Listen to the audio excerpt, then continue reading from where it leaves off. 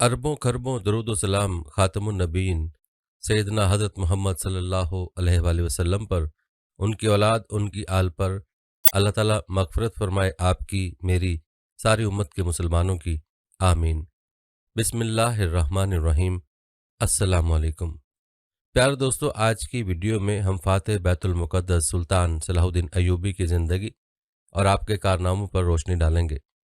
बैतुल मुक़द्दस की फ़तह का ईमान अफ़रोज़ तज़किरा करने के साथ साथ आपको सलाहुद्दीन अय्यूबी रहमुल्लाह की शुजाअत व बहादुरी और सखावत के वाक़यात भी सुनाएंगे।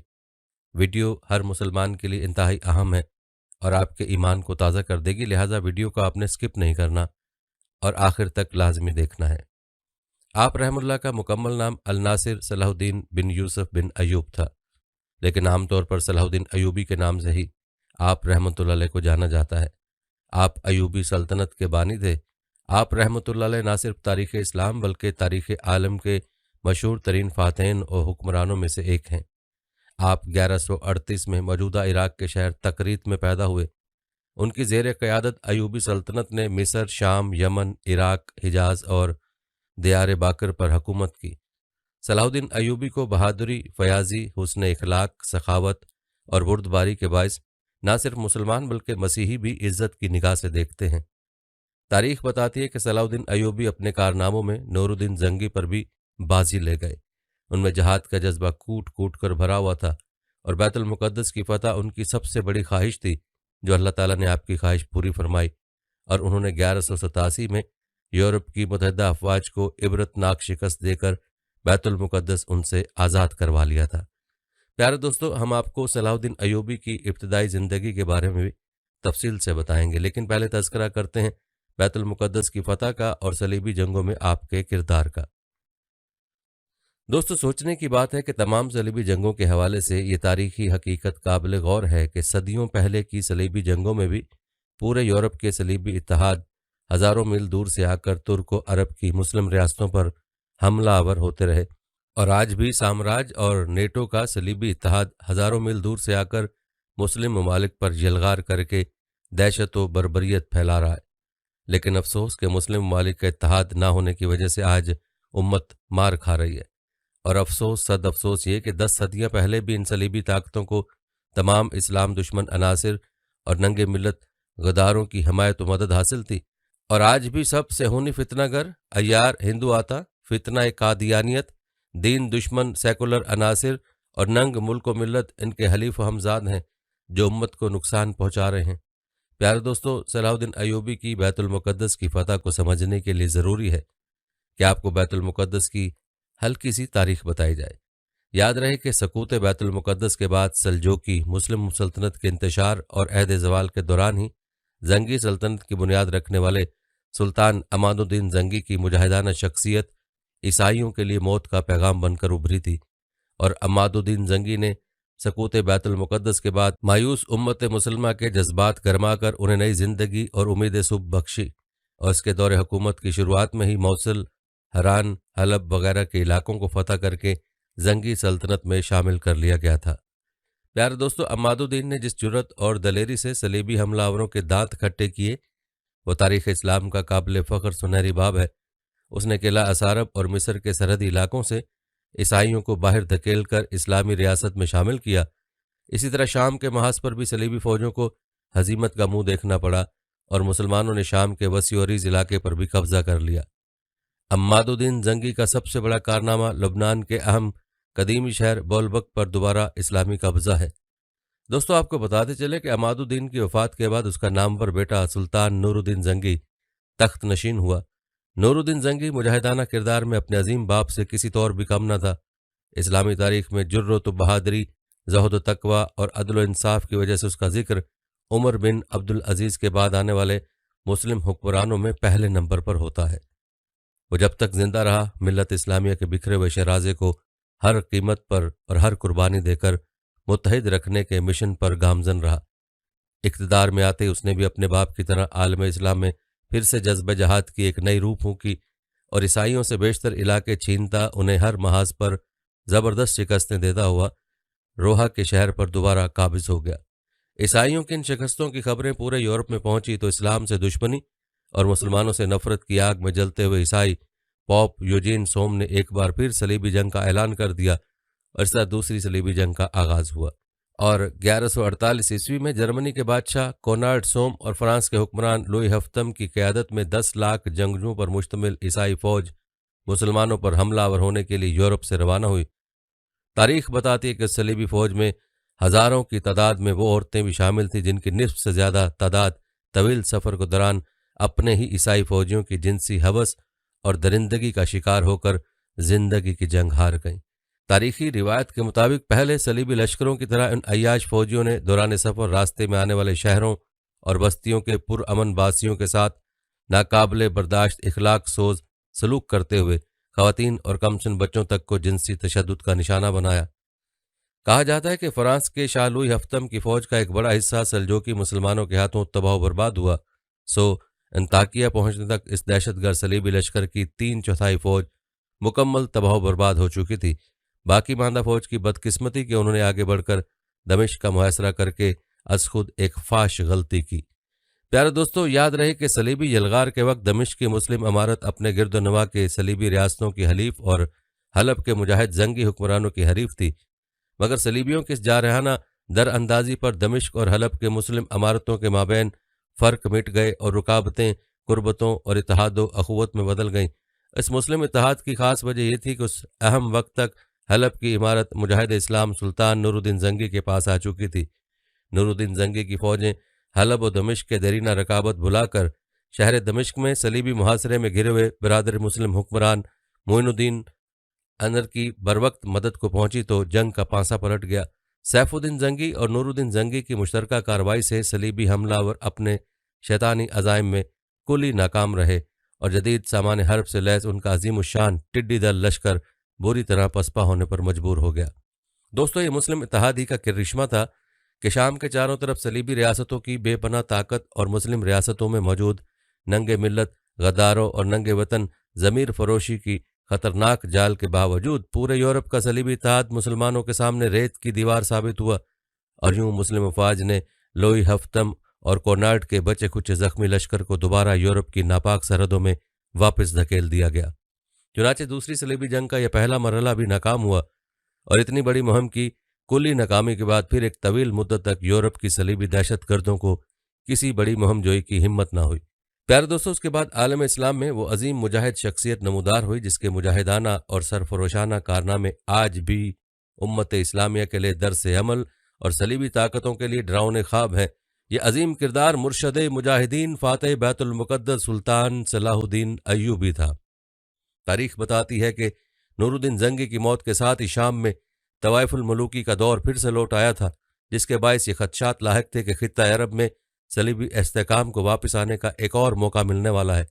मगर नूरुद्दीन जंगी के लगाए हुए इस साले पौधे सलाहुद्दीन ने चंद ही बरसों में मिस्र में कायम फातमियों की खिलाफत का खात्मा और बगदाद की अब्बासी खिलाफत का खुतबा जारी करके मिस्र को असर नो सुन्नत मुस्तफ़ी पर खड़ा कर दिया और मिस्र का खुद मुख्तार हुक्मरान बनते ही उसने इस्लाम के बदतरीन दुश्मन सलीबी जारहीन के खिलाफ अमली जहाद को अपनी जिंदगी का नस्बुल ऐन करार दिया था।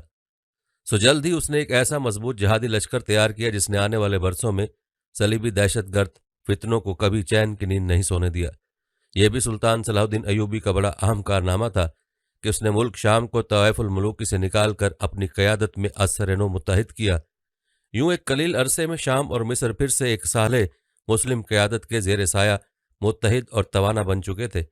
सुल्तान ने जल्द ही मोसल और हलब वगैरह के अहम इलाकों पर फतह करके इस्लामी सल्तनत में शामिल कर लिए थे। इन कारनामों की तफसील आगे चलकर आपको बताएंगे। प्यारे दोस्तों, तारीख बताती है कि इस दौरान सलीबी सरदार रेजनॉल्ड के साथ 4 साला मुआहदा सुलह हो चुका था, जिसकी रूह से दोनों एक दूसरे की मदद करने के पाबंद थे। लेकिन ईसाइयों की वादा शिकन और मकाराना रिवायत के ऐन मुताबिक ये मुआहदा महज कागजी और रस्मी साबित हुआ।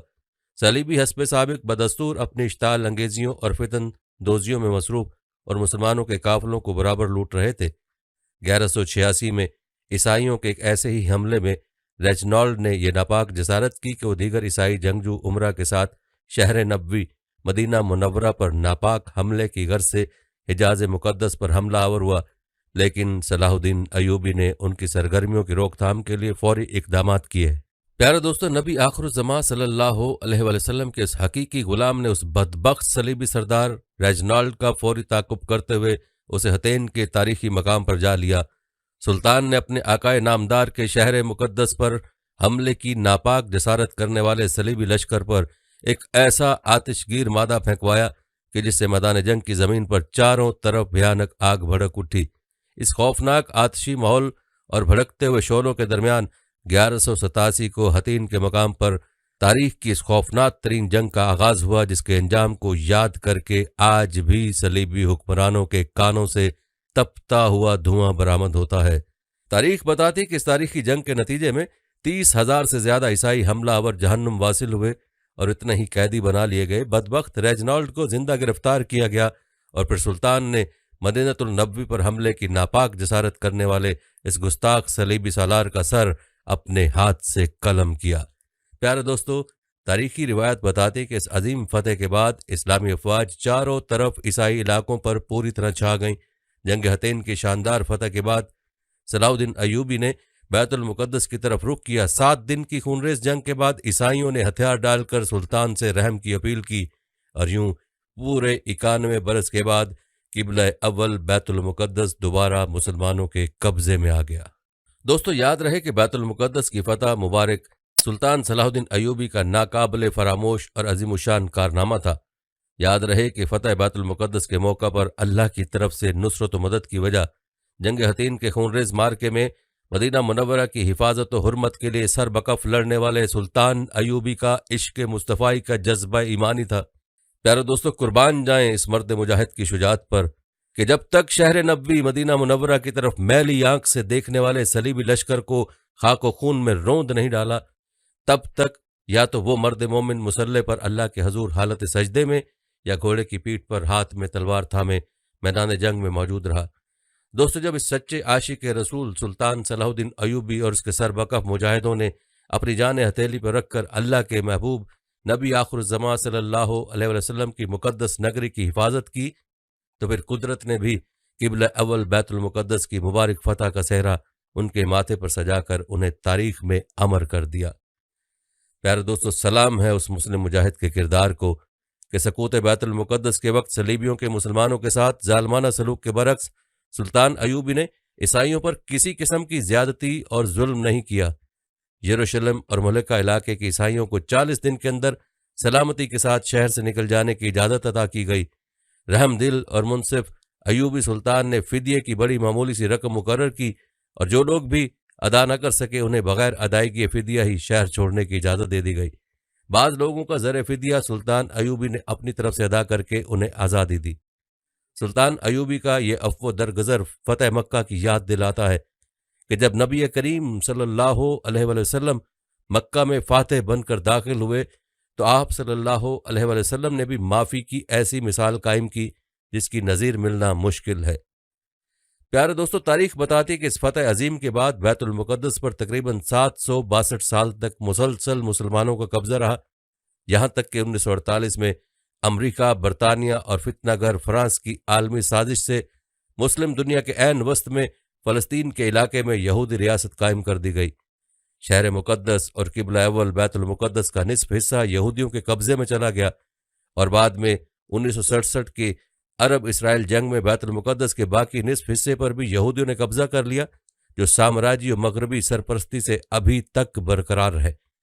दोस्तों, फतेह बैतुल मुकद्दस के हवाले से गोरों के कलेजे में पलने वाले दुख और दिल में मुसलमानों के लिए अजली कदूरत और बुग़्ज़ का अंदाज़ा इस बात से लगाया जा सकता है कि जिस रोज़ बरतानवी फ़ौज के हाथों बैतुल मुकद्दस फतह होने की खबर बरतानिया में शाया की गई, उस रोज़ वहाँ के अखबार दी पंच ने उम्मत मुस्लिमा के ज़ख्मों पर नमक छिड़कने के लिए एक ख्याली तस्वीर का खाका शाया किया था।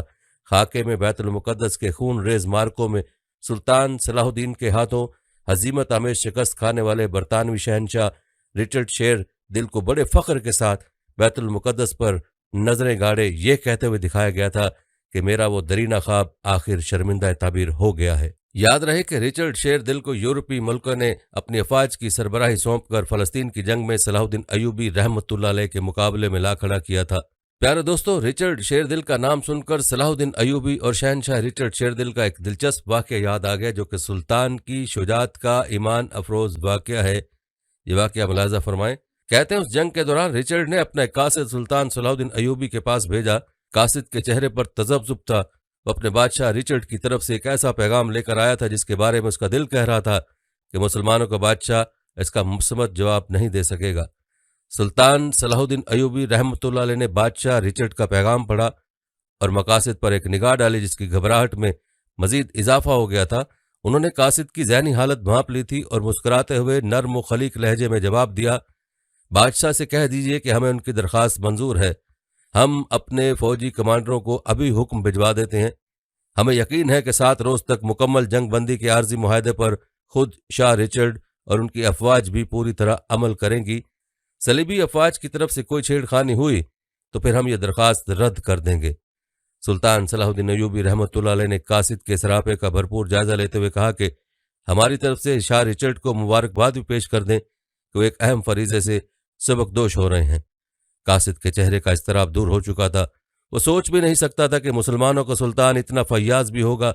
दिल ही दिल में वो ये भी समझता था कि अगर ऐसी दरख्वास्त सुल्तान सलाहुद्दीन अयूबी रहमतुल्लाह अलैह की तरफ से बादशाह रिचर्ड की खिदमत में पेश की जाती तो इसे हकारत से ठुकरा देता, बल्कि उसे सारे दरबार में सुनाकर उसका मजाक उड़ाता।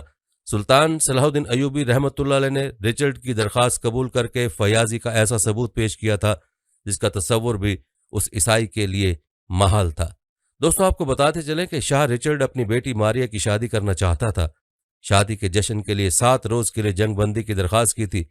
जब सलीबी जंग अपने जोरों पर लड़ी जा रही थी, शहर के इलाके और हल्के में शादी की तैयारियां जोर शोर से होने लगीं। थके मांदे सिपाहियों को भी सस्ताने का मौका मिल गया। ईसाई कैंप में फौजी शब रोज शराब पीते थे और अक्सर सरूर की महफिलें बर्पा करने लगे। सुल्तान सलाहुद्दीन अयूबी रहमतुल्लाह अलैह के कैंप में सिपाही आराम करते और अपने अल्लाह की इबादत में मसरूफ दिखाई देते। शादी के जश्न की तैयारियों में मसरूफ शाह रिचर्ड को एक नई बात सूझी और उस पर अमल करने को तैयार हो गया। कासिद फिर सुल्तान सलाहुद्दीन अयूबी रहमतुल्लाह अलैह के दरबार में हाजिर हुआ। इस बार उसे यकीन था कि सुल्तान सलाहुद्दीन अयूबी रहमतुल्लाह अलैह शाह रिचर्ड का दावतनामा कभी कबूल नहीं करेगा। ज़हीन और आकिल कासिद बड़े गौर से सुल्तान सलाहुद्दीन अयूबी रहमतुल्लाह अलैह के चेहरे के तासुरात समझने की कोशिश कर रहा था। सुल्तान सलाहुद्दीन अयूबी रहमतुल्लाह अलैह ने दावतनामा पढ़ते वक्त किसी तासुर या रद्द अमल का इजहार नहीं किया। सुल्तान ने एक निगाह अपने दरबारियों पर डाली और फिर कासिद की तरफ देखा और कहने लगा, मैं शाह रिचर्ड का शुक्रगुजार हूं कि उन्होंने मुझे अपनी मुसर्रतों में शिरकत के लिए याद रखा। शाह रिचर्ड को मेरा पैगाम देना, यह मैं शादी की तकरीब में जरूर शिरकत करूंगा। कासिद ये जवाब लेकर सुल्तान सलाहुद्दीन अयूबी रहमतुल्लाह अलैह के खैमे से बाहर निकला तो मुस्कुरा रहा था।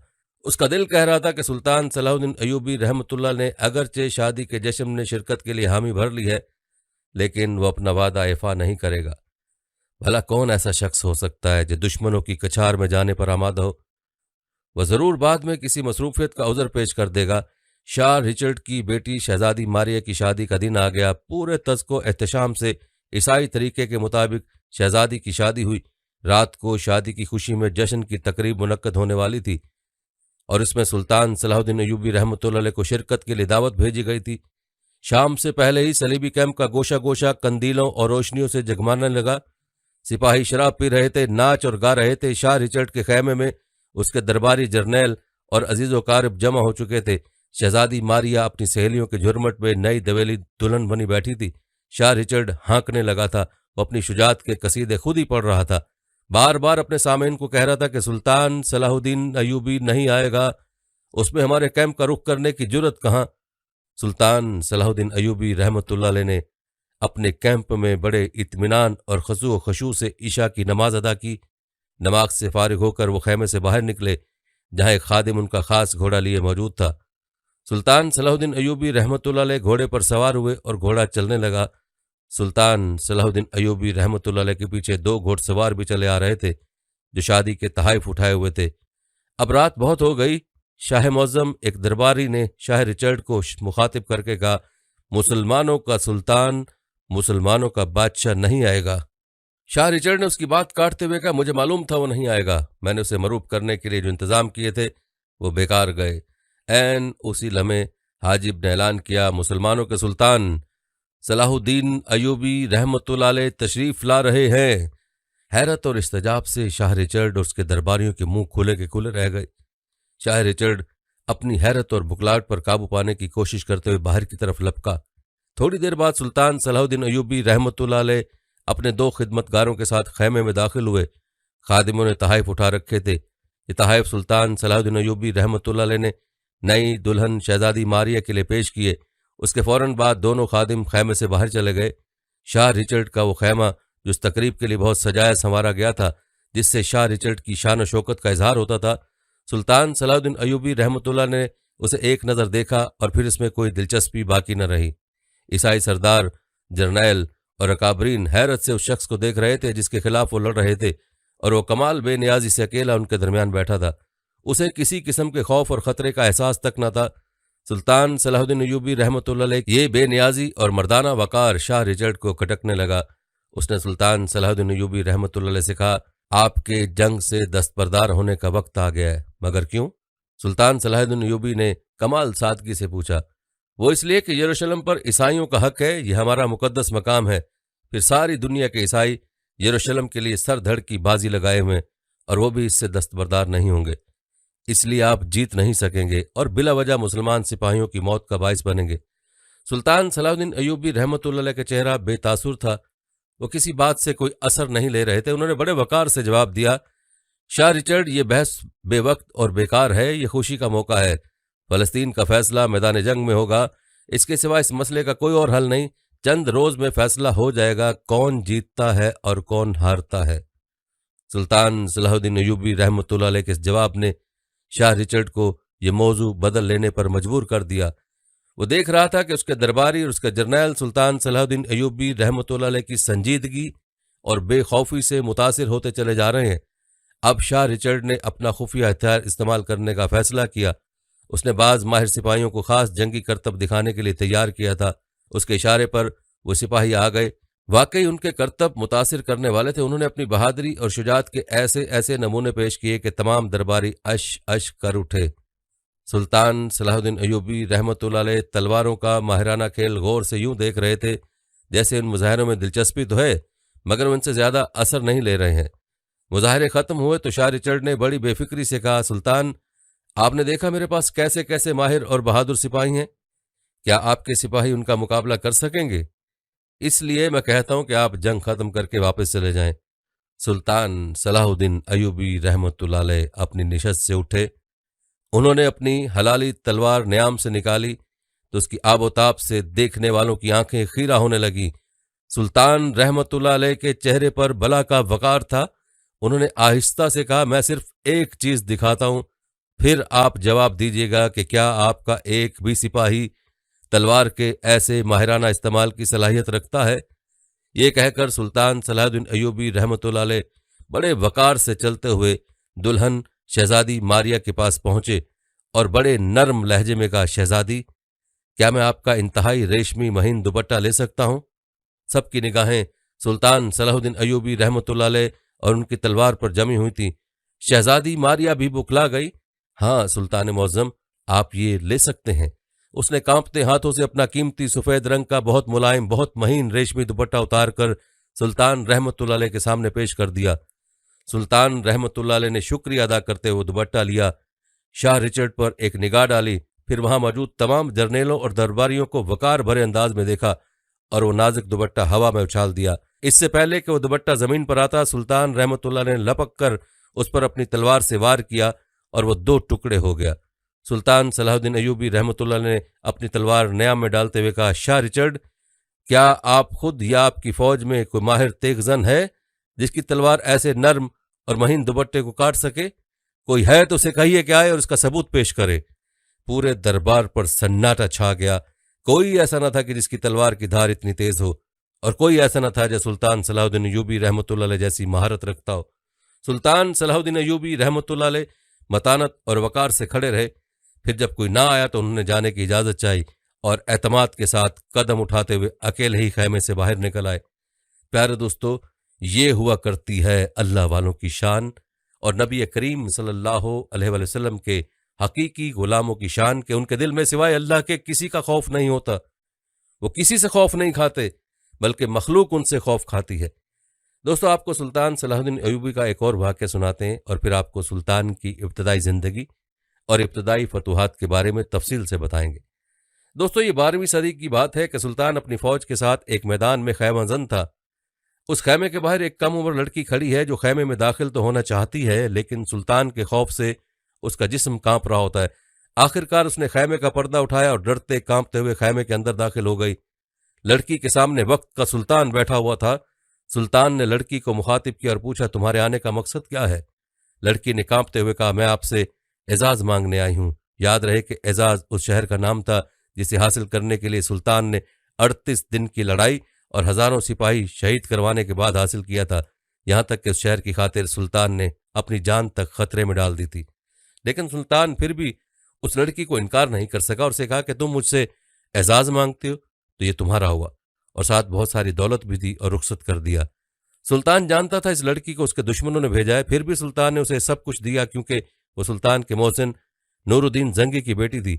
वही नूरुद्दीन जंगी जिसने ख्वाब में हजूर नबी करीम सल्लल्लाहु अलैहि वसल्लम का दीदार किया था और आप सल्लल्लाहु अलैहि वसल्लम की कब्र मुबारक तक सुरंग खोदने की नापाक कोशिश करने वाले 2 यहूदियों को कत्ल कर दिया था।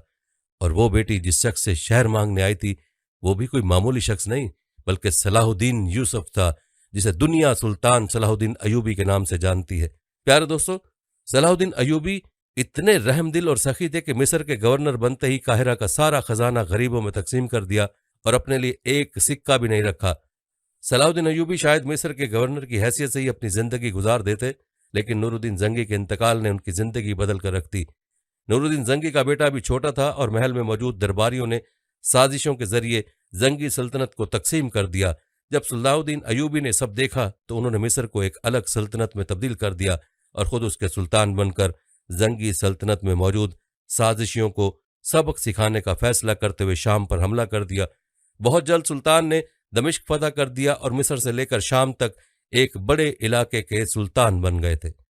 प्यारे दोस्तों, आपने सुल्तान अयूबी के बैतुल मुकद्दस की फतह का तज़किरा मुलाजा किया और सुल्तान की शुजात और सखावत के वाक़यात भी मुलाजा किए। चलिए अब आपको सुल्तान अयूबी की इब्तदाई ज़िंदगी के बारे में बताते हैं, लेकिन इससे पहले आपने कमेंट में एक जुमला सुल्तान सलाहुद्दीन अयूबी की शान में ज़रूर तहरीर करना है और वीडियो को लाइक और शेयर भी ज़रूर कर दीजिए। प्यारे दोस्तों, अब जिक्र करते हैं सलाहुद्दीन अयूबी की इब्तदाई ज़िंदगी और इब्तदाई फतूहात का। आपको बताते चलें कि सुल्तान सलाहुद्दीन नस्लन कुर्द थे और 1138 में कुर्दिस्तान के इलाके तकरीत में पैदा हुए जो अब इराक में शामिल है।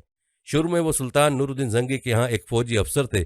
मिस्र को फतह करने वाली फौज में सलाहुद्दीन भी मौजूद थे और इसके सिपा सालार शेर कोह सलाहुद्दीन के चचा थे। मिस्र फतह हो जाने के बाद सलाहुद्दीन को 564 हिजरी में मिस्र का हाकिम मुकर्रर कर दिया गया। उसी जमाने में 569 हिजरी में उन्होंने यमन भी फतह कर लिया और नूरुद्दीन जंगी के इंतकाल के बाद सलाहुद्दीन हुक्मरानी पर फायज हुए।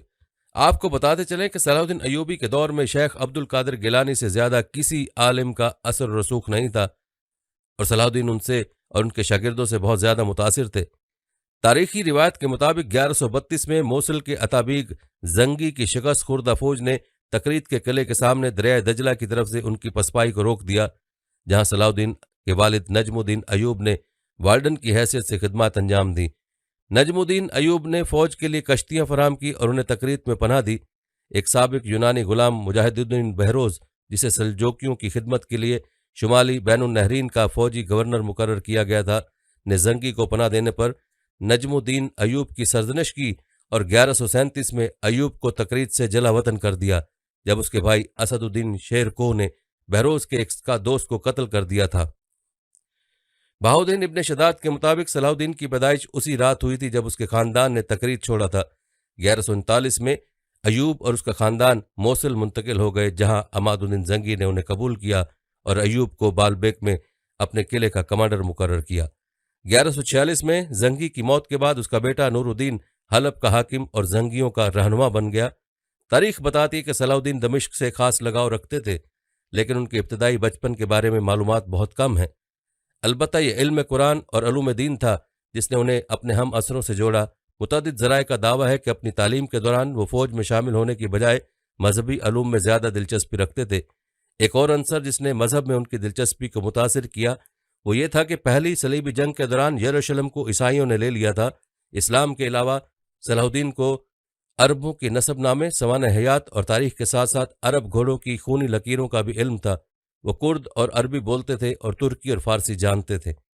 प्यारे दोस्तों, सलाहुद्दीन अयूबी के मुआसिर सवाने निगारों के मुताबिक सलाहुद्दीन एक मुत्तकी मुसलमान थे। वो कुरान की तलावत सुनना पसंद करते थे, वक्त पर नमाज पढ़ते थे और फलसफियों, मुशरिकों, मादा परस्तों और शरीयत के तमाम मुखालफिन से नफरत करते थे। सबसे बढ़कर वो जहाद के पैरोकार थे। कहा जाता है कि सलाहुद्दीन अयूबी किसी भी दूसरी चीज के मुकाबले में जहाद में ज्यादा मेहनती और पुरजोश था। जहाद और उसमें शामिल मसाइब उसके दिल और उसके हर उज़्व पर भारी थे। वो किसी और चीज की बात नहीं करते थे, सिर्फ लड़ाई के लिए साजो सामान के बारे में सोचते थे। सिर्फ उन लोगों में दिलचस्पी रखते थे जिन्होंने हथियार उठाए थे। किसी और चीज के बारे में बात करने वाले या किसी और सरगर्मी की हौसला अफजाई करने वालों से बहुत कम हमदर्दी रखते थे। तारीख बताती है कि सलाहुद्दीन फलसफियों से नफरत करते थे। वो लोग जो खुदा की सिफात का इनकार करते थे और मादा परस्तों और उन लोगों से जो सख्ती से शरीयत मुकद्दस का इनकार करते थे। 1174 में सुल्तान ने इस्कंदरिया में एक मुशरिक कदुदुल कफास को गिरफ्तार कर लिया, जो बज़ाहिर एक पुरजोश सूफी था। सलाहुद्दीन मिस्र और शाम नेज सुन्नी मदरसों में खानकाहों के सरपरस्त की हैसियत से सूफीज़म के हामी थे, लेकिन उन्होंने अपने बेटे को सूफी फलसफी याहिया अल सोहरवर्दी को फांसी देने का हुक्म दिया, जो अरबी और फारसी फलसफे में नाम नेहाद रोशनी के बानी थे, जो 1191 में हलब में मारे गए थे। कहते हैं सोहरवर्दी ने रोशनी का फलसफा पढ़ाया और उसने शरीयत मुकद्दसा का इनकार किया और उसे बातिल करार दिया। यूं उलमा के अरकान से मुशावरत के बाद सलाहुद्दीन ने सोहरवर्दी को फांसी देने का हुक्म दिया। सलाहुद्दीन ने ईरान और शाम में एक इंतहा पसंद इस्माइली शिया फिरके कातलों की भी मुखालफत की, जो लातीनी ईसाई सलीबों के साथ बहुत करीबी ताल्लुकात रखते थे। सलाहुद्दीन ने एशियाई सूफियों को मिस्र में खुशामदेद कहा और उन्होंने और उनके पैरोकार ने बहुत सी खानकाहों और जावियों की बुनियाद रखी। लेकिन अभी तक ये वाज़ेह नहीं है कि सलाहुद्दीन की खानकाह में दिलचस्पी दरअसल क्या थी और वो ख़ास तौर पर मिस्र से बाहर के सूफियों को क्यों चाहते थे। प्यारे दोस्तों, ये था मुख्तसर तज़किरा सलाहुद्दीन अयूबी रहमतुल्लाह अलैह की शख्सियत और इब्तदाई ज़िंदगी का। अब जिक्र करते हैं कि आप मिस्र के वज़ीर कैसे बने। दोस्तों, याद रहे कि शेर को यरूशलेम के शवार और अमारिक अव्वल के साथ मिस्र पर इक़्तिदार की लड़ाई में मौजूद था, जिसमें शवार ने अमारिक से मदद की दरख्वास्त की। 1169 में सलाहुद्दीन अयूबी ने शावर को कत्ल कर दिया और इसी साल के आखिर में शेर कोह का इंतकाल हो गया। उनकी मौत के बाद अल अदीद के वजीर के किरदार के लिए मुतअद्दिद उम्मीदवारों पर गौर किया गया, जिनमें से ज़्यादातर नस्ली कुर्द थे, और उनकी नस्ली यकजहती ने अपने सियासी कैरियर में अयूबी ख़ानदान के इक़दामात को शक्ल दी। सलाहुद्दीन और उसके करीबी साथी तुर्की के असर रसूख से मोहतात थे, लिहाजा एक मौका पर सलाहुद्दीन के कुर्द लेफ्टिनेंट ईसा अल हकारी ने वजीर के ओहदे के उम्मीदवार अमीर कुतुबुद्दीन अल हदबानी पर जोर दिया कि वो ये दलील दे कि मुस्तफ़ी हो जाए कि आप और सलाहुद्दीन दोनों कुर्द हैं और आप इक़्तिदार को तुर्कों के हाथों में मुंतकिल नहीं होने देंगे। तारीखी रिवायत के मुताबिक नूरुद्दीन ने शेर को के जानशीन का इंतखाब किया, लेकिन अल अदीद ने सलाहुद्दीन को शवार की जगह वजीर मुकर्रर किया।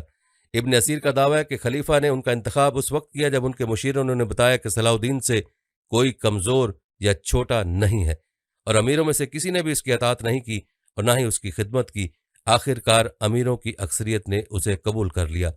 कहते हैं अल अदीद के मुशीरों पर यह भी शुबा था कि वो शाम में मुकीम जंगियों को तकसीम करने की कोशिश में सलाहुद्दीन को फ़रोग दे रहे थे। अल वहरानी ने लिखा है कि सलाहुद्दीन को उनके ख़ानदान की सखावत और फौजी महारत में शोहरत की वजह से मुंतखब किया गया था। अमादुद्दीन ने लिखा है कि शेर को के मुख्तसर शौक की मुद्दत के बाद, जिसके दौरान आरा में इख्तलाफ था, जंगी अमीरों ने सलाहुद्दीन का फैसला किया और खलीफा को उसे वजीर के तौर पर सरमायाकारी करने पर मजबूर किया। अगरचे हरीफ मुस्लिम रहनुमाओं की तरफ से पोजीशनें पेचीदा थीं, लेकिन शामी कमांडरों की अक्सरियत ने सलाहुद्दीन की मिस्री मुहिम में उसके किरदार की वजह से हिमायत की। तारीखी रिवायत के मुताबिक सलाहुद्दीन ने 26 मार्च को वजीर के तौर पर हलफ उठाया। उन्हें अब भी अल अदीद और नूरुद्दीन के माबैन हतमी वफादारी के मसले का सामना करना पड़ा। साल के आखिर में मिस्री फौजियों और अमीरों के एक ग्रुप ने सलाहुद्दीन को कत्ल करने की कोशिश की, लेकिन उसके इंटेलिजेंस चीफ अली इब्न सुफियान की बदौलत उनके इरादों के बारे में पहले ही मालूम हो गया। यूं उसने फातमी महल के अहम साजिशी नाजी मोतमीनुल खलीफा को गिरफ्तार करके हलाक कर दिया। उसके अगले दिन सलाहुद्दीन की हुक्मरानी की मुखालफत करने वाले फातमी फौज के रेजिमेंटों के मुतअद्दिद सियाफाम अफ्रीकी फौजियों ने मिस्री अमीरों और आम लोगों के साथ मिलकर बगावत की। कहते हैं कि अगस्त तक सलाहुद्दीन ने फैसला कुन तौर पर बगावत को कुचल दिया था और फिर कभी काहिरा से फौजी चैलेंज का सामना नहीं करना पड़ा। उसके बाद 1169 के आखिर में सलाहुद्दीन ने नूरुद्दीन की कमक के साथ डेमिटा के करीब एक बड़ी सलीबी बाजंतीनी फौज को शिकस्त दी और 1170 के मौसम बहार में नूरुद्दीन ने सलाहुद्दीन की दरख्वास्त की तामील में सलाहुद्दीन के वालिद को मिस्र भेज दिया। नेज़ बगदाद में मुकीम अब्बासी खलीफा अल मुस्तनजीद को हौसला अफजाई की, जिसका मकसद सलाहुद्दीन पर एक हरीफ खलीफा अल अद को माजूल करने के लिए दबाव डालना था। सलाहुद्दीन खुद मिस्र पर अपनी गिरफ्त मजबूत कर रहे थे और वहां अपनी हिमायत की बुनियाद को वसी कर रहे थे। उन्होंने अपने खानदान के अफराद को खित्ते में आला ओहदों पर फाइज करना शुरू कर दिया। उन्होंने शहर में सुन्नी इस्लाम की माल की शाख के लिए कॉलेज का तामीर का हुक्म दिया और साथ ही शाफी फिरके के लिए भी एक कॉलेज तामीर करने का हुक्म दिया। प्यार दोस्तों, कहते हैं मिस्र में अपने आप को कायम कर लेने के बाद सलाहुद्दीन ने सलीबियों के खिलाफ एक मुहिम शुरू की। 1170 में दारिम का मुहासरा किया। अमारक ने दारिम के दिफा में उसकी मदद करने के लिए गजा से अपनी टेम्पलर गैरिजन को वापस बुला लिया, लेकिन सलाहुद्दीन ने उनकी फौज से गुरेज किया और 1187 में गजा पर कब्जा कर लिया। 1191 में सलाहुद्दीन ने गजा में उन कलों को तबाह कर दिया जो बादशाह बाल्डोन सोम ने नाइट्स टेम्पलर के लिए तामीर किए थे। उसी साल के दौरान उसने एलात के सलीबी कले पर हमला किया और उस पर कब्जा कर लिया, जो खलीज अकबा के सर से दूर एक जजीरे पर तामीर किया गया था। ये मुस्लिम बहरिया के गुजरने के लिए खतरा नहीं था, लेकिन मुस्लिम बहरी जहाज़ों की छोटी जमातों को परेशान कर सकता था और सलाहुद्दीन ने उसे अपने रास्ते से हटाने का फैसला किया।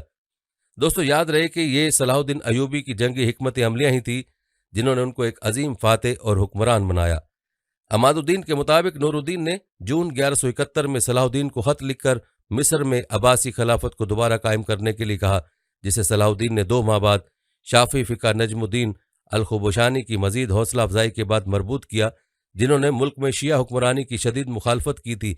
इस तरह बहुत से मिस्री अमीर मारे गए, लेकिन अल-अदीद को बताया गया कि उसके खिलाफ बगावत करने की वजह से मारे गए थे। उसके बाद वो बीमार हो गया या एक रिवायत के मुताबिक जहर दिया गया। बीमार होने के दौरान उसने सलाहुद्दीन से कहा कि अपने छोटे बच्चों की देखभाल करने की दरख्वास्त करे, लेकिन सलाहुद्दीन ने अब्बासियों के साथ खयानत के खौफ से इनकार कर दिया और कहा जाता है कि उसे यह एहसास होने के बाद अपने अमल पर पछतावा हुआ कि अल-अदीद क्या चाहता था। 13 सितंबर को उनका इंतकाल हुआ और 5 दिन बाद काहिरा और अल्फोसत में अब्बासी खुतबा दिया गया, जिसमें अल-मुस्तदी को खलीफा करार दिया गया। सितंबर को सलाहुद्दीन काहिरा से रवाना हुआ ताकि यरूशलेम की सल्तनत के सहराई कलों में 25 किरक और मॉन्ट्रियल पर एक मुश्तरका हमले में हिस्सा ले सके। मॉन्ट्रियल पहुंचने से पहले सलाहुद्दीन काहिरा वापस चले गए, क्योंकि उन्हें इतलात मौसूल हुई कि उनकी गैर मौजूदगी में सलीबी रहनुमाओं ने सलाहुद्दीन पर अंदर से हमला करने और उसकी ताकत को कम करने के लिए मिस्र के अंदर गद्दारों की हिमायत में इजाफा किया है। खास तौर पर फातमियों ने अपनी माजी की अजमत को बहाल करने की साजिशें शुरू कर दी हैं।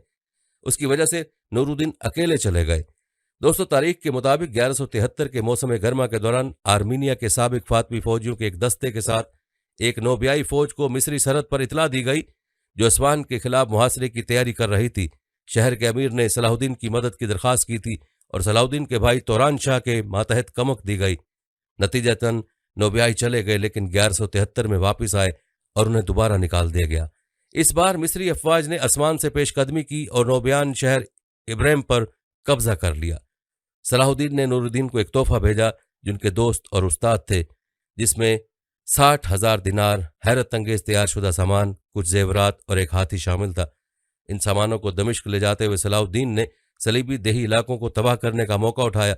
उसने सराई कलों पर हमला नहीं किया, बल्कि सलीबी इलाकों में रहने वाले मुसलमान बद्दुओं को बाहर निकालने की कोशिश की, जिसका मकसद फ्रेंकों को गाइड से महरूम करना था। प्यारे दोस्तों, तारीख बताती कि 31 जुलाई 1173 को सलाहुद्दीन के वालिद अयूब घोड़े की सवारी के हादसे में जख्मी हो गए और बिलाखिर 9 अगस्त को उनकी मौत हो गई। इस दौरान सलाहुद्दीन ने तौरान शाह को यमन को फतह करने के लिए भेजा ताकि उसे और उसके बंदरगाह अदन को अयूबी खानदान के इलाकों में शामिल किया जा सके। कहते हैं 1974 के मौसम गर्मा के अवाइल में नूरुद्दीन एक फौज जमा कर रहा था। मौसल, दियार बकर और जजीरा के वजीरों को समन भेजा जा रहा था ताकि सलाहुद्दीन के मिस्र के खिलाफ हमले की तैयारी की जा सके। अयूबियों ने मुमकिन खतरे पर तबादला ख्याल करने के लिए उन तैयारियों के इंकशाफ पर एक काउंसिल का इनेकाद किया और सलाहुद्दीन ने काहिरा के बाहर अपनी फौजें जमा की, जबकि 15 मई को नूरुद्दीन एक हफ्ता बीमार पड़े रहने के बाद इंतकाल कर गए और उनका इक़्तिदार उनके 11 साल बेटे साले इस्माइल उल मुल्क के हवाले कर दिया गया। कहा जाता है कि इनकी मौत ने सलाहुद्दीन को सियासी आज़ादी दी और अल साले को लिखे गए खत में उन्होंने अपने दुश्मनों के खिलाफ तलवार की तरह काम करने का वादा किया और अपने वालिद की मौत को जल्जले का झटका करार दिया। नूरुद्दीन की मौत के बाद सलाउद्दीन को एक मुश्किल फैसले का सामना करना पड़ा। वो मिस्र से सलीबियों के खिलाफ अपनी फौज मुंतकिल कर सकते थे, ये शाम में साले की तरफ से उसकी मदद के लिए आने और वहां से जंग शुरू करने की दावत तक का इंतजार कर सकता था, लेकिन उसे डर था कि ऐसी सरजमीन पर हमला करना जो पहले से उसके आका की मलकियत थी, जिस पर वो ईमान रखता था, उसे मुनाफिक के तौर पर पेश कर सकता है। इस तरह वो सलीबियों के खिलाफ जंग की क़यादत करने के लिए नामुनासिब हो जाएगा। सलाउद्दीन ने देखा कि शाम पर कब्जा करने के लिए उसे या तो सालेह की दावत की ज़रूरत है या उसे मुतंबे करने की ज़रूरत है। अगस्त में सालेह को हलब मुंतकिल किया गया तो शहर के अमीर और नूरुद्दीन के साबिक फौजियों के कप्तान गुमशुतगीन ने उनकी सरपरस्ती संभाल ली। अमीर ने दमिश्क से शुरू करते हुए शाम और जजीरा में अपने तमाम हरीफों को इक़्तिदार से बेदखल करने की तैयारी की। इस हंगामी सूरत हाल में दमिश्क के अमीर ने मोसल के सैफुद्दीन गुमशुतगीन के चचाजाद भाई से हलब के खिलाफ मदद की अमील की, लेकिन उसने इनकार कर दिया, जिसकी वजह से शामियों को सलाउद्दीन की मदद की दरख्वास्त करने पर मजबूर होना पड़ा। अलबत्ता सलाउद्दीन अय्यूबी 700 मुंतखब घोड़सवारों के साथ सहरा में सवार हुए और अलकुर्क से गुजरते हुए बसरा पहुंचे। उनके साथ अमीर, सिपाही और बद्दू भी शामिल थे। यूं 23 नवंबर को वो दमिश्क पहुंचे और वहां अपने वालिद के पुराने घर में आराम किया और दमिश्क के किले के दरवाजे को उनके भाई तुगलकीन बिन अयूब के मुख्तसर मुहासरे के 4 दिन बाद सलाउद्दीन के लिए खोल दिया गया। यही नहीं बल्कि उसी दौर शाम में मजीद फतूहात भी हुई। अपने भाई तुगलक बिन अयूब को दमिश्क का गवर्नर छोड़कर सलाउद्दीन अयूबी ने दूसरे शहरों को शामिल करने की कोशिश की जो नूरुद्दीन से ताल्लुक रखते थे, लेकिन अब अमली तौर पर आज़ाद थे। उनकी फौज ने निस्बतन आसानी के साथ हमा को फतह किया, लेकिन हमस के किले की ताकत की वजह से उस पर हमला करने से गुरेज किया। सलाउद्दीन शुमाल की तरफ हलब की तरफ चला गया और 30 दिसंबर को उसका मुहासरा किया, जब गुमशुदगीन ने अपने तख्त से दस्तबरदार होने से इनकार कर दिया। सलाउद्दीन के कब्जे के खौफ से साले अपने महल से बाहर आया और रिहायशियों से अपील की कि उसे और शहर को हमलावर फौज के हवाले ना करें। सलाउद्दीन की तारीखदानों में से एक ने दावा किया कि लोग उसके जादू में आ गए। गुमशुतगीन ने शाम के हशीशीन के सरदार राशिदुद्दीन सन्नान से दरख्वास्त की कि जो पहले ही सलाउद्दीन के साथ इख्तलाफात का शिकार थे, क्योंकि उसने मिस्र के फातमियों की जगह ले ली थी, सलाउद्दीन को उसके कैंप में कत्ल कर दिया जाए। 11 मई 1175 को 13 कातलों का एक ग्रुप आसानी से सलाउद्दीन के कैंप में दाखिल हुआ, लेकिन अबू कुबैस के नासिरुद्दीन को हमले से फौरन पहले उनका पता चल गया। एक कातिल को सलाउद्दीन के एक जर्नैल ने कत्ल किया और दूसरे फरार होने की कोशिश करते हुए मारे गए। कहा जाता है कि सलाउद्दीन की पेशरफ्त को रोकने के लिए तराबलस के रेमंड ने अपनी अफवाज को नहरुल कबीर के पास जमा किया, जहां वो मुस्लिम इलाके पर हमले के लिए अच्छी तरह से मौजूद थे। सलाउद्दीन बाद में हमस की तरफ चले गए, लेकिन जब उन्हें बताया गया कि सैफुद्दीन की तरफ से शहर में एक इमदादी दस्ता भेजा जा रहा है तो पीछे हट गए। प्यार दोस्तों, तारीखी रिवायत बताती हैं कि शाम और जजीरा में सलाउद्दीन के हरीफों ने उसके खिलाफ प्रोपेगेंडा जंग शुरू कर दी, ये दावा करते हुए कि वो अपनी हालत यानी नूरुद्दीन का खादिम होना भूल गया था और उनके बेटे का मुहासरा करके अपने पुराने आका का शुक्रिया अदा नहीं किया और अपने रब के खिलाफ बगावत में उठ खड़ा हुआ। कहते हैं सलाहुद्दीन ने मुहासरे को ख़त्म करके इस प्रोपेगेंडे का मुकाबला करने का इरादा किया, ये दावा करते हुए कि वो सलीबियों से इस्लाम का दिफा कर रहा था। यूं उसकी फौज हमा वापस आ गई ताकि वहां सलीबी फौज को शामिल किया जा सके। सलीबियों ने पहले ही दस्तबरदारी इख्तियार कर ली। उसके फौरन बाद सलाहुद्दीन हमस में दाखिल हुआ। उसके मुहाफिजों की मज़ाहमत के बाद मार्च 1175 में उसके किले पर कब्जा कर लिया। तारीख के मुताबिक सलाहुद्दीन की कामयाबियों ने सैफुद्दीन को परेशान कर दिया। गुमशुतगीन समेत जंगियों के सरबराह की हैसियत से वो शाम और मेसोपोटामिया को अपनी खानदानी जागीर समझते थे, और जब सलाहुद्दीन ने अपने खानदान की मलकियत पर कब्जा करने की कोशिश की तो वो नाराज हो गए। सैफुद्दीन ने एक बड़ी फौज जमा की और उसे हलब रवाना किया, जिसके मुहाफिज बेचैनी से उनका इंतजार कर रहे थे। मोसिल और हलब की मुश्तरका अफवाज ने हमा में सलाहुद्दीन के खिलाफ मार्च किया। सलाहुद्दीन ने इब्तदाई तौर पर सूबा दमिश्क के शुमाल में तमाम फतूहात तर्क करके जंगियों के साथ ताल्लुकात इस्तवार करने की कोशिश की, लेकिन उन्होंने इनकार कर दिया, ये कहते हुए कि वो मिस्र वापस आ जाए। ये देख कर के तसादुम के बगैर चारा कार नहीं, सलाहुद्दीन ने जंग के लिए तैयारी की। दरिया ओरेंटस के घाटी के किनारे पहाड़ियों हमा के हॉर्न्स में पोजीशन संभाल ली। 13 अप्रैल 1175 को जंगी फौजियों ने इसकी अफवाज पर हमला करने के लिए मार्च किया, लेकिन जल्द ही उनको सलाहुद्दीन अयूबी के फौजियों ने घेर लिया, जिन्हें उन्हें कुचल दिया गया। जंग का इख्तिताम सलाहुद्दीन की फैसला कुन फतह पर हुआ, जिसने हलब के दरवाजों तक जंगी मफरूरों का ताकुब किया, जिसने अल सालेह के मशीरों को दमिश्क, हमस और हमा के सूबों के साथ साथ हलब के बाहर मुतअद्दिद कस्बों जैसे मर्रातुल नोमान पर सलाहुद्दीन के कंट्रोल को तस्लीम करने पर मजबूर किया। कहते हैं जंगियों के खिलाफ फतह के बाद सलाहुद्दीन ने खुद को बादशाह करार दिया और नमाज जुमा और इस्लामी सिक्के में सालेह का नाम लिखवाया। उसके बाद से उसने शाम और मिस्र की तमाम मसाजिद में हाकिम बादशाह की हैसियत से नमाज अदा करने का हुक्म दिया और काहिरा में सोने के सिक्के जारी किए जिन पर उनका सरकारी लकब अल मुल्कुल नासिर यूसुफ अय्यूब था। बगदाद में अब्बासी खलीफा ने सलाहुद्दीन के इक़्तिदार संभालने का खैर मकदम किया, उसे मिस्र और शाम का सुल्तान करार दिया। जंग हमा ने अयूबियों और जंगियों के माबैन इक़्तिदार के हसूल को ख़त्म नहीं किया। आखिरी तसादुम 1176 के मौसम बहार में हुआ। सलाहुद्दीन ने मिस्र से बड़े पैमाने पर कुमक लेकर आए थे, जबकि सैफुद्दीन दयार बकर और अल जजीरा की छोटी छोटी रियासतों में फौजी तैनात कर रहा था। कहते हैं जब सलाहुद्दीन ने हमा को छोड़ते हुए ओरेंटस को अबूर किया तो सूरज ग्रहण लग गया। उन्होंने इसे एक शगुन के तौर पर देखा, लेकिन उन्होंने शुमाल की तरफ अपना सफर जारी रखा। वह हलब से तकरीबन 25 किलोमीटर दूर सुल्तान के टीले पर पहुंचा, जहां उसकी अफवाज का सामना सैफुद्दीन की फौज से हुआ। लड़ाई शुरू हो गई और जंगी सलाहुद्दीन के बाएं हिस्से को तोड़ने में कामयाब हो गए और उसे उसके सामने ले गए। जब सलाहुद्दीन ने खुद जंगियों पर हमला कर दिया तो जंगी अफवाज घबरा गईं और सैफुद्दीन के ज्यादातर अफसरान हलाक या पकड़े गए। सैफुद्दीन बाल बाल बच गए। जंगी फौज के कैंप, घोड़ों, सामान, खैमों और दुकानों को अयूबियों ने कब्जे में ले लिया। तहम जंगी कैदियों को तोहफे दिए गए और रहा कर दिया गया। अयूबी फतह का सारा माल फौज को दे दिया गया और सलाहुद्दीन ने खुद कुछ नहीं रखा। अलबत्ता सुल्तान अयूबी हलब की तरफ बढ़ता रहा, जिसने अब भी उसके लिए अपने दरवाजे बंद कर रखे थे और शहर के सामने रुक गए थे। रास्ते में उसकी फौज ने बुजाह पर कब्जा कर लिया और फिर मंबज पर कब्जा कर लिया। वहां से उन्होंने 15 मई को अजाज के किले का मुहसरा करने के लिए मगरिब का रुख किया। कई दिन बाद जब सलाहुद्दीन अपने कप्तान के खैमों में से एक में आराम कर रहा था, एक कातिल आगे बढ़ा और उसके सर पर चाकू से हमला किया, लेकिन हमलावर मारा गया। सलाहुद्दीन अपनी जान लेने की कोशिश से बेचैन था, जिस पर उसने गोमश तोगुन और कातिलों पर साजिश का इल्जाम लगाया और इस तरह मुहासरे में उसकी कोशिशों में इजाफा हुआ और 21 जून को एजाज ने हथियार डाल दिए और सलाहुद्दीन ने गोमश्तीगीन को सजा देने के लिए हलब की तरफ अपनी अफवाज का फौरी तौर पर भेज दिया।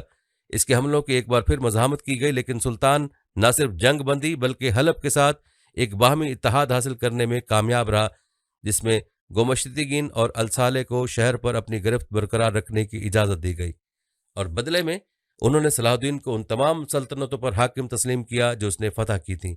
हलब के मुस्लिम इत्तेहादियों, मर्दीन और कीफा के अमीरों ने भी सलाहुद्दीन को शाम का बादशाह तस्लीम किया। कहते हैं जब मुआहदा तय पा गया तो सालेह की छोटी बहन सलाहुद्दीन के पास आई और एजाज के किले की वापसी की दरख्वास्त की। उसने इसकी तामील की और उसे मुतअद्दिद तोहफों के साथ हलब के दरवाजों तक वापस ले गया, जिसका मुकम्मल वाक़या आप मुलाहजा कर चुके हैं। प्यारे दोस्तों, इसके बाद सलाहुद्दीन ने अगस्त 1176 में गैर यकीनी हालात में मसाफ के इस्माइली किले का मुहासरा ख़त्म किया, जिसकी कमान राशिदुद्दीन सन्नान ने की थी। सलाहुद्दीन अयूबी अब तक अपने जंगी हरीफों और यरूशलेम की सल्तनत के साथ जंग बंदी पर राजी हो चुके थे, लेकिन राशिदुद्दीन सन्नान की सरबराही में इस्माइली फ़िरके की तरफ से खतरे का सामना करना पड़ा। अल नसरिया के पहाड़ों में वाक़े उन्होंने 9 कलों की कमान की, जो तमाम ऊंची बुलंदियों पर तामीर किए गए थे। जैसे ही उसने अपनी फ़ौजों की बड़ी तादाद को मिस्र भेजा, सलाहुद्दीन अगस्त 1176 में अपनी फ़ौज को अल नसरिया में ले गए, लेकिन किसी भी किले को फतह करने में नाकाम रहे। ज़्यादातर मुस्लिम मौरखीन का दावा है कि सलाहुद्दीन के चचा हमा के गवर्नर ने उसके और सनान के माबेन अमन मुआहदे में सालिसी की। एक रिवायत के मुताबिक एक रात सलाहुद्दीन के मुहाफिजों ने मसाफ की पहाड़ी से नीचे एक चंगारी को चमकते हुए देखा और फिर अयूबी खैमों के दरमियान गायब हो गया। उस वक्त सलाहुद्दीन बेदार हुआ तो देखा कि खैमे से बाहर एक शख्स निकल रहा है। उसने देखा कि चिराग बुझ चुके हैं और उसके बिस्तर के पास कातिलों के गर्म कपड़े पड़े हुए थे, जिनके ऊपर एक जहरीले खंजर से एक कागज पड़ा हुआ था। तहरीर में धमकी दी गई थी कि अगर वो अपने हमले से पीछे नहीं हटे तो उन्हें कत्ल कर दिया जाएगा। तारीखी रिवायत के मुताबिक सलाहुद्दीन ने मसाफ से अपनी फौजें वापस बुला लीं, क्योंकि उन्हें कोहे लुबनान के आसपास सलीबी फौज को रोकने की फौरी जरूरत थी।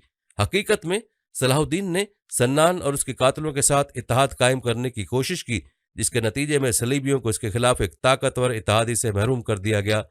बेदखली को बाहमी फायदे और तरजीह के तौर पर देखते हुए सलाहुद्दीन और सन्नान ने बाद में ताउन के ताल्लुकात को बरकरार रखा और बाद में सलाहुद्दीन की फौज को मुतअद्दिद फैसलाकुन जंगी महाजों पर मजबूत बनाने के लिए अपनी अफवाज के दस्ते भेजे। कहते हैं सलाहुद्दीन दमिश्क वापस अपने किलों को खोलने से कासिर होने के बाद नौसेरिया पहाड़ों से पीछे हट गया और अपने सिपाहियों को मुतहरिक किया और उन्हें आराम करने और आने वाली जंगों की तैयारी के लिए अपने घरों को वापस भेज दिया। फिर अपने मुहाफिजों के साथ शहर छोड़कर सिर्फ मिस्र चला गया। लिहाजा वो तकरीबन 1 माह बाद काहिरा पहुंचा।